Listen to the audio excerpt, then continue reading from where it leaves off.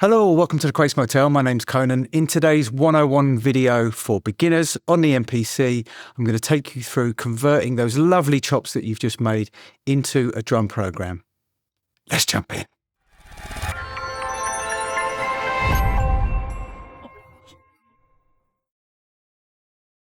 So, as I've said in previous videos, actually, before I get completely into this, can I just point out I've got a little bit of a cold. So if my voice sounds a little bit different, or if I keep sniffing or I cough, etc., it's nothing bad. It's just affecting my voice and my nose a little bit. Anyway, that aside, as I've said in previous videos, these 101 videos are back to the basics, quick, bite-sized videos, 5-10 minutes maximum.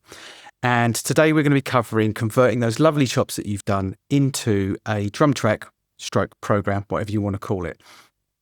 So I'm going to go through the very basics today. There are some extra options, which I'm not going to go into in today's video, but I'm going to make another video which goes into that in a little bit more depth as a follow-up to this video. Today, what we're going to do is the most common way of taking your chops and converting them into a drum program so that you can start making beats. So we've got our 8 chops here.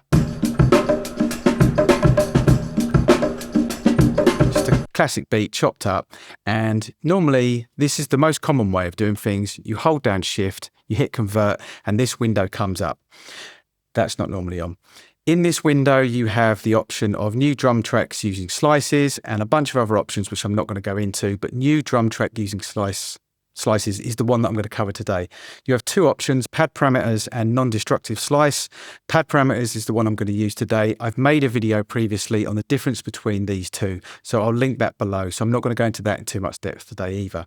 You can also tick create events, and what that does is it takes in each individual slice one after the other and writes a MIDI event. It will look like a step in the grid basically. That's not something I tend to do, but you can do that if you want. I will tell you in advance that if you want to do that, you need to have the sequence set to the same tempo as the BPM tempo of the actual sample that you're chopping.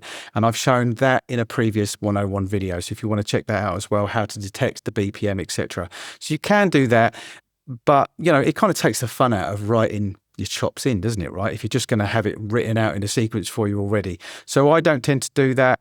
And I know that most other people I know don't tend to do that either. So this is where you're at. You've got your pad parameters set up. You've got new drum track using slices. You just hit do it. Go to the main window and it's written a program for you. It will copy the name of the sample that you've chopped up, but you can of course change the name of that if you want to. And you now have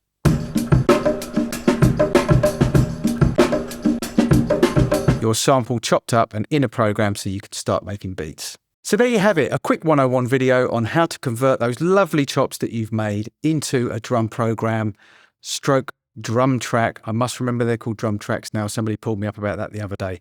Thanks for watching. This is the Crazy Motel. My name's Conan. Till next time.